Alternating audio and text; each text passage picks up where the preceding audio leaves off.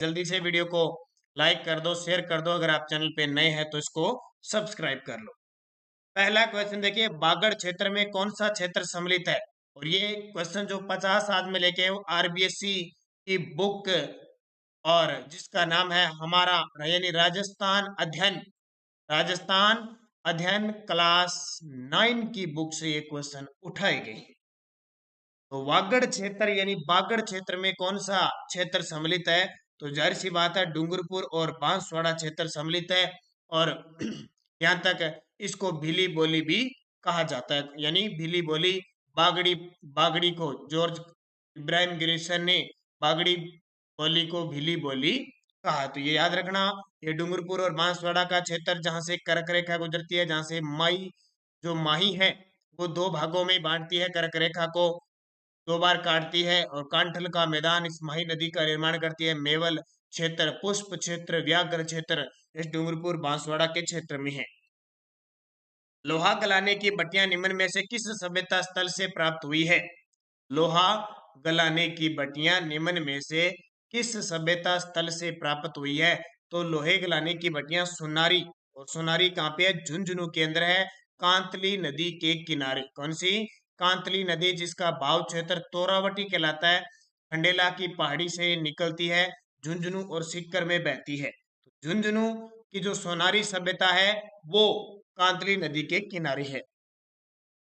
मत्स्य जनपद में कौन कौन से आधुनिक जिले शामिल है? मत्स्य जनपद में कौन से आधुनिक जिले शामिल है? तो मत्स्य जनपद में आधुनिक देखें तो अलवर, भरतपुर, धौलपुर और करौली का क्षेत्र माना जाता है। मत्स्य की राजधानी विराटनगर थी। मेवाड़ के महाराणा भीम सिंह की पुत्री थी। मेवाड़ के महाराणा भीम सिंह सिसोदिया की पुत्री कौन थी? मीराबाई, राजकुमारी चारुमती, राजकुमारी कृष्णा कुमारी या फिर राजकुमारी अहिल्याबाई। याद रखना, राजकुमारी कृष्णा कुमारी इसकी पुत्री थी, जिसको लेकर जयपुर और मारवाड़ की सेना के बीच युद्ध होता है। अंतिम में भीम सिंह को दुखी होकर अमीर खां पेंडारी की सलाह से कृष्णा कुमारी को जहर देना पड़ता है। मेवाड़ पर किस वंश का सर्वाधिक काल तक शासन रहा था? मेवाड़ पर कौन सा वंश था जिसका सर्वाधिक समय तक शासन रहा था? तो वो कुहिल वंश थे। ये कुहिल वंश 551 ईस्वी में इनकी प्रक्रिया शुरू होती है, यानी 566 से शुरू होती है और 1947 जब तक भारत आजाद होता है तब तक सिसोदिया वंश रहते हैं, यानी कुइलों की अलग शाखा बन गई थी, फिर रावल शाखा, सिसोदिया शाखा, ऐसे करके इनकी 24 शाखा थी। कुहिल वंशों ने विश्व में ऐसा वंश आया था जिसने एक ही क्षेत्र विशेष पर सबसे लंबे समय तक राज किया। चौहानों ने देखो, चौहानों ने अजमेर पर राज किया, रणथंभौर पर राज किया, कछवा वंश ने आमेर ढूंढाड़ क्षेत्र पर राज किया, प्रतिहारों ने मारवाड़ क्षेत्र में राज किया। जंगलधर बादशाह किसे कहा जाता था? जंगलधर बादशाह किसे कहा जाता था? इसमें ऑप्शन है 4। आपको पता है जंगलधर बादशाह बीकानेर के शासक को ही कहा जाता था। बीकानेर के राठौड़ शासकों को जंगलधर बादशाह कहा जाता।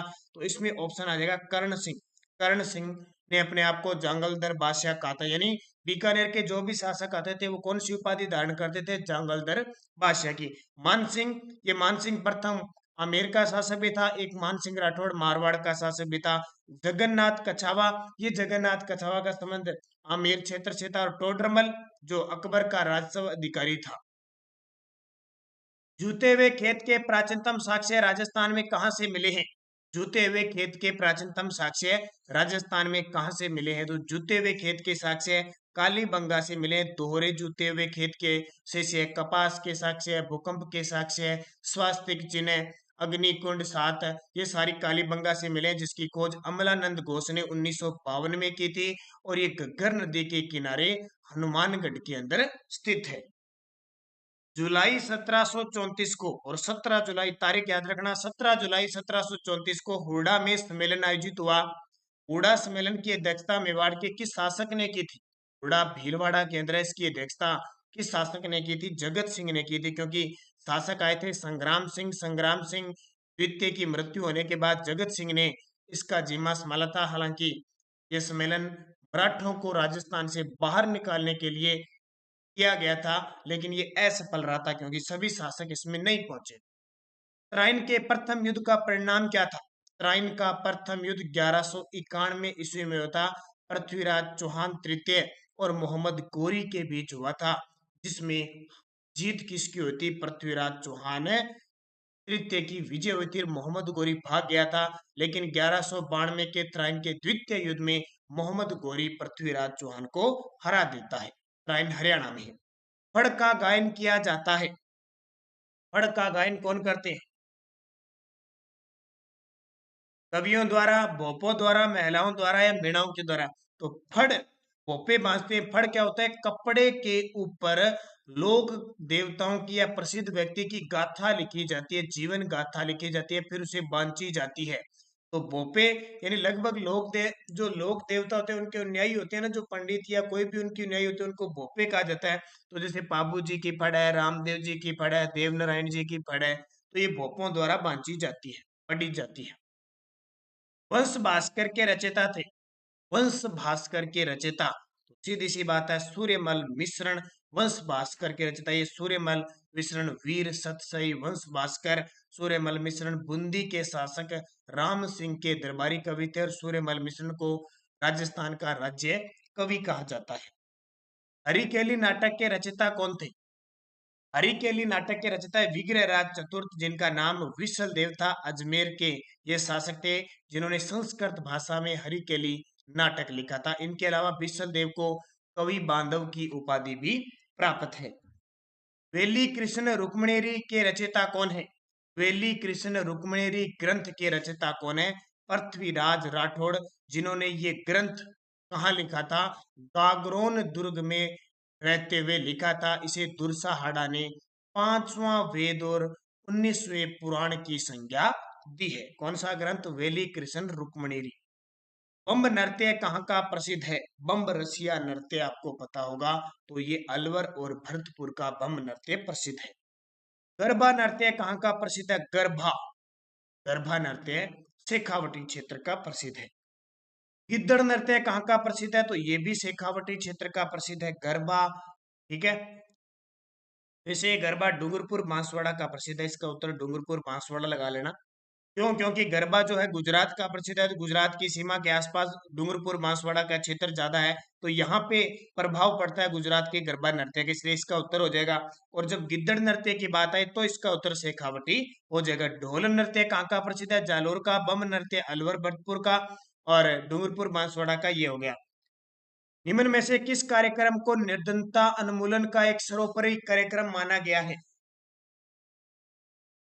तो इसका उत्तर हो जाएगा निर्धनता उन्मूलन का एक सर्वोपरि कार्यक्रम माना जाता है आईआरडीपी।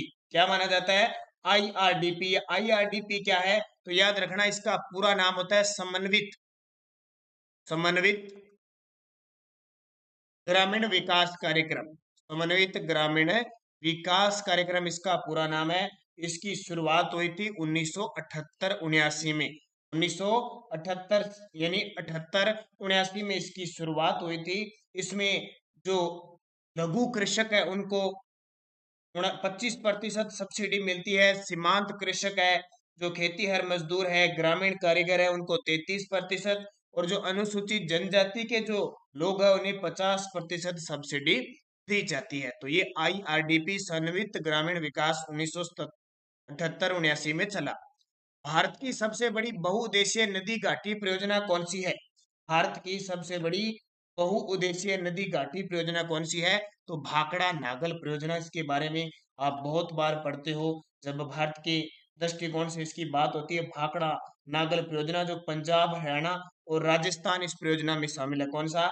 पंजाब, हरियाणा और राजस्थान। इस परियोजना से हमारे राजस्थान में श्री गंगानगर, बीकानेर और चूरू के रतनगढ़ को लाभ मिलता है। मनरेगा का शुभारंभ कब हुआ? बहुत ही खास है और कितने लोगों को ये रोजगार दे रहा है मनरेगा। इसकी शुरुआत कब हुई? मनरेगा, पहले इसका नाम था नरेगा, अब ये क्या बन गया? मनरेगा बन गया। 2005 में एक अधिनियम बना था।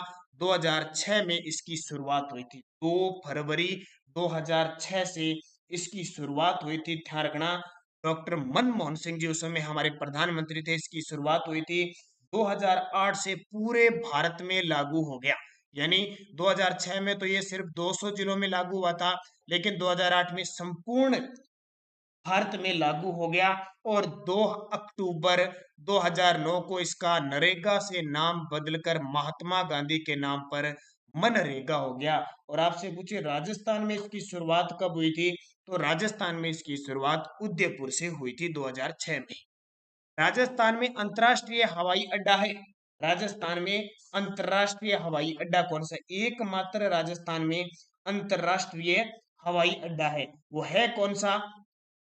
तो राजस्थान का एकमात्र जो अंतर्राष्ट्रीय हवाई अड्डा है वो सांगानेर जयपुर के अंदर है, जिसकी स्थापना 2005 में हुई थी और पहली फ्लाइट 2006 को गई थी दुबई के लिए। और भारत का 14वां ये अंतर्राष्ट्रीय हवाई अड्डा है। इसके अलावा डबोक उदयपुर के अंदर अंतर्राष्ट्रीय हवाई अड्डा प्रस्तावित है। इसके अलावा उदयपुर के एक गांव में भी अभी अंतर्राष्ट्रीय हवाई अड्डा के लिए जमीन आवंटित की गई, हालांकि क्लियर नहीं है। और अलवर के जो कोट कासिम क्षेत्र है निमराना, वहां भी ग्रीन एयरपोर्ट बनने की प्रस्तावना तैयार है। राजस्थान में 20 सूत्रीय कार्यक्रम कब प्रारंभ हुआ, ये देखिए 9वीं क्लास की बुक में इस प्रकार के क्वेश्चन दिए हैं और पूरी लेके आऊंगा तब भी मैं आपको बताऊंगा 20 सूत्रीय कार्यक्रम का शुभारंभ कब हुआ। तो याद रखना 1975 के अंदर 20 सूत्रीय कार्यक्रम की शुरुआत थी। इसका मुख्य उद्देश्य है गरीबी उन्मूलन और देश के गरीब और वंचितों के जीवन की गुणवत्ता में सुधार करना। और राज्य के अंदर इसका जो अध्यक्ष होता है वो लगभग कौन होता है, मुख्यमंत्री होता है। राजीव गांधी पारस्परिक जल स्रोत संधारण कार्यक्रम कब शुरू किया गया? राजीव गांधी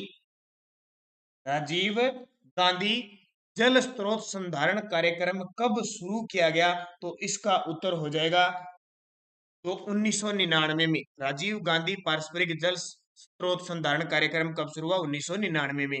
हरित राजस्थान अभियान कब शुरू किया गया?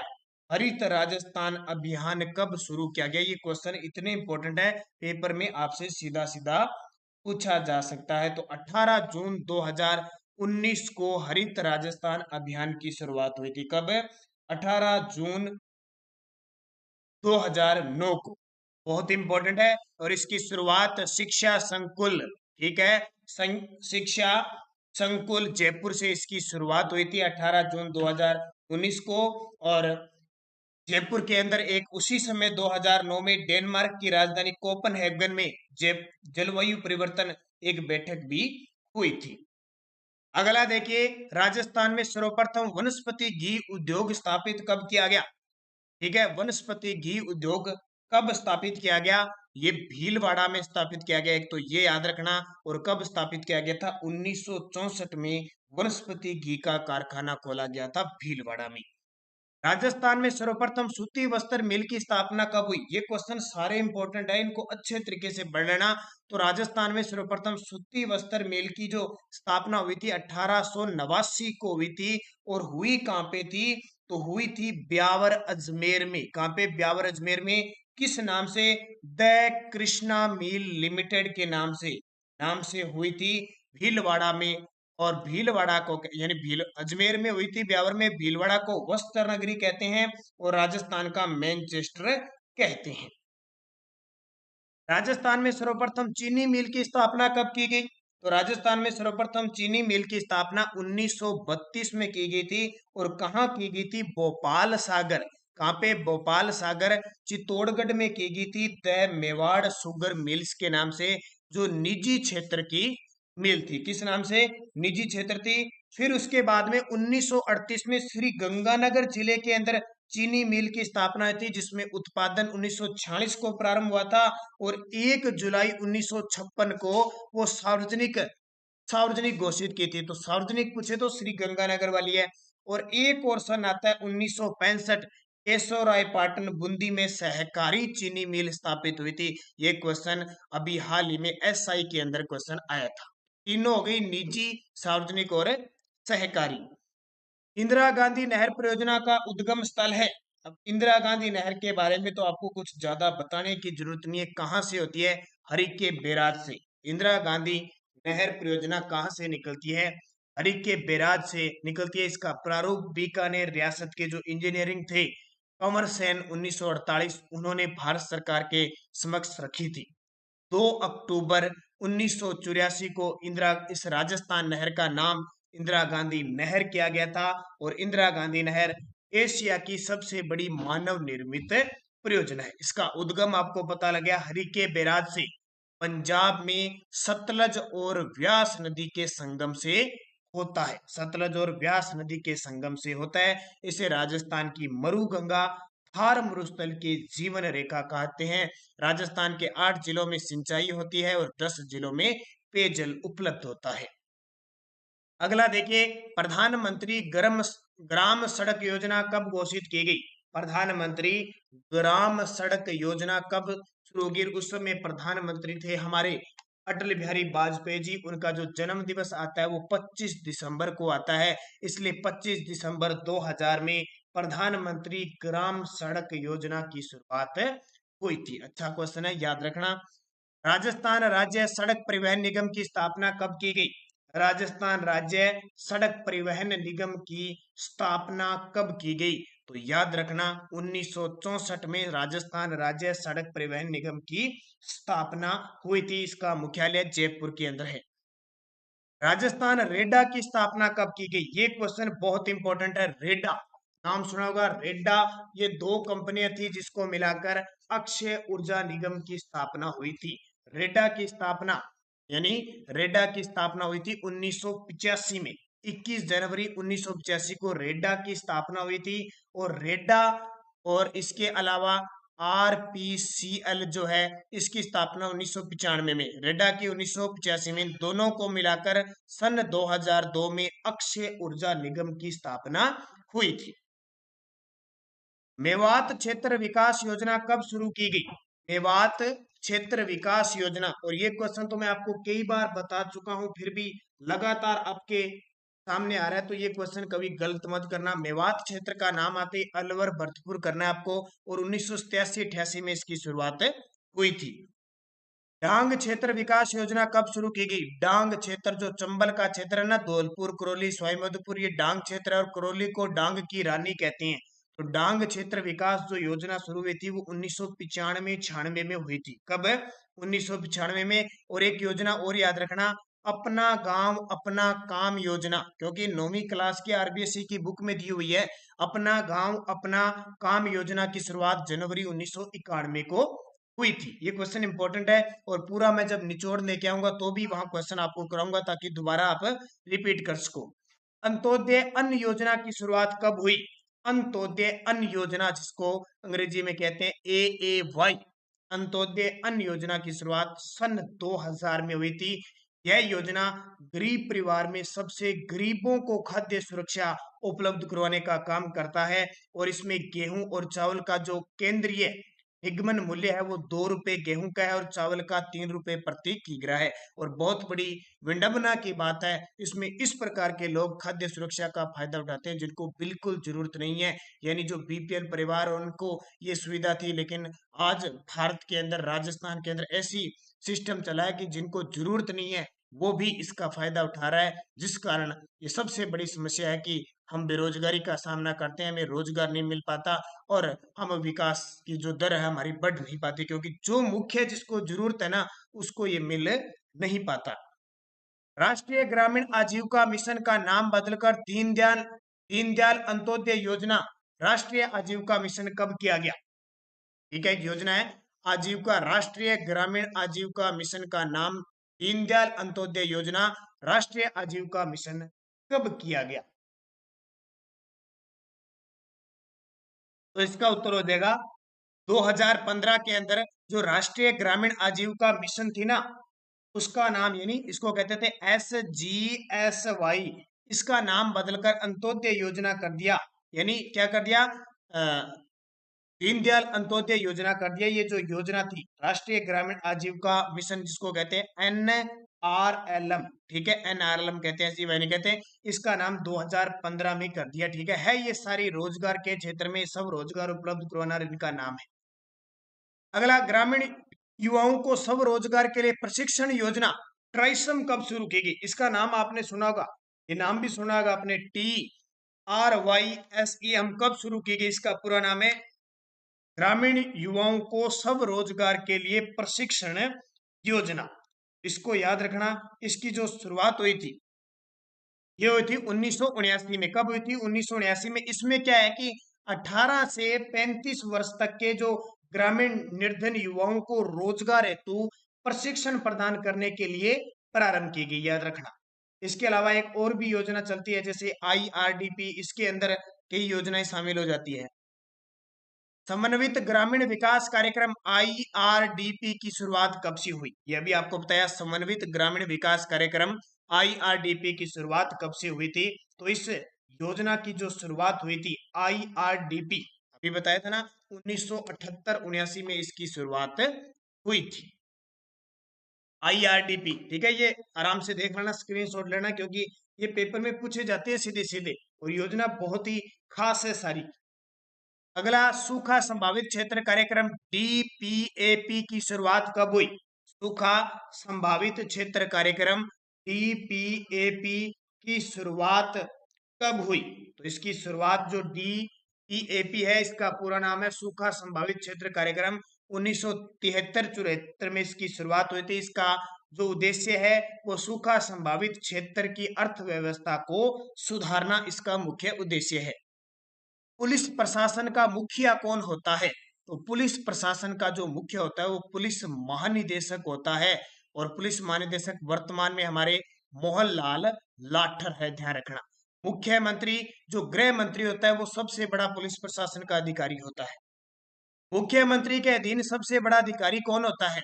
मुख्यमंत्री के अधीन सबसे बड़ा जो प्रशासनिक अधिकारी होता है वो मुख्य सचिव होता है, क्योंकि हमारे राजस्थान में सचिवालय की स्थापना की गई है 1949 में, जिसका मुख्यालय सचिवालय जयपुर में है। इसके अधीन सबसे ऊपर होता है टॉप पे प्रशासनिक जो IAS अधिकारी होता है, मुख्य सचिव होता है, फिर इसके नीचे सारे सचिव काम करते हैं। राज्यपाल की नियुक्ति कौन करता है? तो राज्यपाल की नियुक्ति हमेशा राष्ट्रपति करता है, लेकिन राज्यपाल को जो शपथ दिलाता है वो राज्यपाल को शपथ उस राज्य का मुख्य न्यायाधीश, हाईकोर्ट का मुख्य न्यायाधीश दिलाता है। राज्यपाल त्याग पत्र भी राष्ट्रपति को देता है। राज्यपाल राष्ट्रपति के प्रसाद प्रशांत ही कार्य करता है। वैसे सामान्य कार्यकाल इसका 5 वर्ष है। वर्तमान में हमारे राजस्थान के 21वें राज्यपाल है कलराज मिश्र।